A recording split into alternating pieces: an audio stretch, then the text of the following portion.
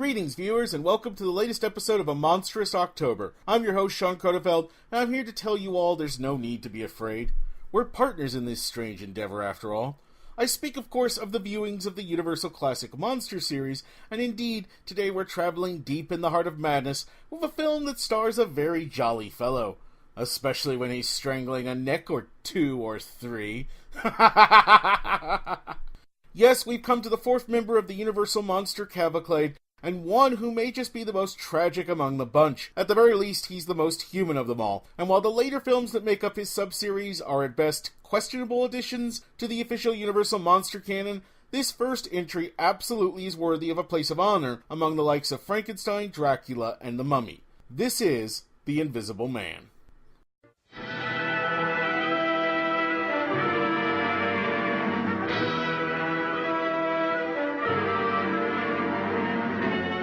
Bandages right up to the top of his head, all round his ears. Flora's worried about Griffin. I had a terrible feeling last night. I felt he was in desperate trouble. He meddled in things men should leave alone. Not the slightest clue. That's where the clues are. He wasn't leaving anything to chance. There must be a way back. God knows there's a way back. Are you going to help? If only they'd leave me alone. It's the stranger with the goggles. He's gone mad. You're crazy to know who I am, aren't you? All right, I'll show you. The mania madness when you're peering through the keyholes and gaping through the curtains. And now you'll suffer for it. But why? Why do it, Griffin? Just a scientific experiment at first. To do something no other man in the world had done. Suddenly I realized the power I held. The power to rule.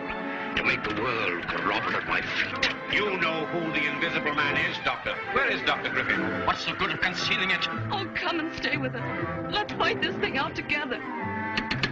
Police, quickly. The Invisible Man is in my house. He's mad. He's killed a man tonight. Believe me, as surely as the moon will set and the sun will rise, I shall kill you tomorrow night. The secret of invisibility lies there in my books. Don't you see what it means? Power. Power to walk into the gold vaults of the nations, into the secrets of kings, into the Holy of Holies. Power to make multitudes run squealing in terror at the touch of my little invisible finger. Even the moon's frightened of me. The whole world's frightened to death. I'll lay traps that even an invisible man can't pass. Radio stations now. Watch the wall. Help! Help! He's here! He's here!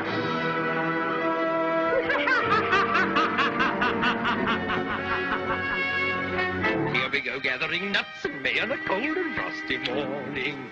Whoops! On a dark and snowy night, a mysterious stranger arrives at a small yet homey inn on the edge of the English village of Ipping. Wrapped in bandages and cloaked in menace, the man soon draws the attention of the entire village as it becomes clear he's harboring a dangerous secret. This man is Dr. Jack Griffin, a scientist who will soon become better known to the world as the Invisible Man. I'm starting to almost feel like a broken record here, because once again we have another Universal Monster film with a remarkable lead performance at its core. In this case, it's the man behind our titular monster, Claude Rains, who many of you will no doubt remember from his turn in the greatest film of all time, aka Casablanca, as the delightfully corrupt Captain Louis Renault. And while naturally we see very little of Rains' face in The Invisible Man, make no mistake that his performance remains indelibly stamped on the film as a whole. His body language and voice really helps sell the descent into madness Griffin undergoes, and it's made all the more impressive once you find out that Rains' intense claustrophobia made the complicated filming process needed to pull off many of the invisibility effects nearly unbearable for the actor. In many ways, Griffin is a real departure from the monsters that came before him, and will come after, and one such example of this is the maniac energy he gains, and that will strike modern viewers as not dissimilar to, say, Mark Hamill's iconic Joker. Griffin's demeanor and behavior stands in stark contrast to the more reserved natures of, say, Imhotep or Dracula, and in its own way it makes him that much more disturbing of a figure. As he sinks further and further into homicidal madness and other paranoia, Griffin gains a seeming love for theatrics, and it helps him cut a memorable swath across the film. Speaking of which, the Invisible Man is also the Universal monster with the highest body count, on film at least, as he ends up killing hundreds in the course of his first outing, and easily earning his place in the monster pantheon as a result. Rain's voice work for the film really helps cement the character as a proto-supervillain of sorts, and when he begins cackling at one point about his plans to kill, quote, big man and little men in sufficient numbers, end quote, and all at random to show he doesn't play favorites, you truly believe he means it. Despite such pronouncements, Griffin still remains a tragic soul, because it's the drugs in his system, the ones that have turned him invisible, that are also warping his mind and leading him to believe this way. Unlike in the H.G. Wells novel that the film is based upon, Griffin had a life, friends, even a fiancé before the experiment that turned him invisible. By all accounts, he was a decent and hard-working man, and content with his relatively small yet pleasant life, and it was only his desire to provide a better life for his soon-to-be wife that led him down, quote, paths men should not travel, end quote. In the aftermath of his experiments, he's left a gibbering madman, and one whose own memories betray and abandon him at that. If he wasn't also so obsessed with derailing trains and other acts of murder and sabotage, he'd be a truly pitiable figure indeed. As with Frankenstein before it, director James Wells doesn't let the fact that The Invisible Man is nominally a horror film prevent him from adding in moments of humor and levity as well. From the over-the-top shrieking of Una O'Connor as the innkeeper's wife, to darker moments of humor like the nasty and sometimes fatal tricks Griffin likes to play on those who arouse his anger, The Invisible Man is a film whose story can switch between funny, horrific, and melancholy at the drop of a hat. As such, only a director with a firm grasp could hope to keep the film coherent, and Whale once again does so while demonstrating his mastery of pacing and his near-perfect sense of timing. While not every effect in the film is aged perfectly, overall The Invisible Man remains as entertaining today as it was when it first premiered back in the 30s.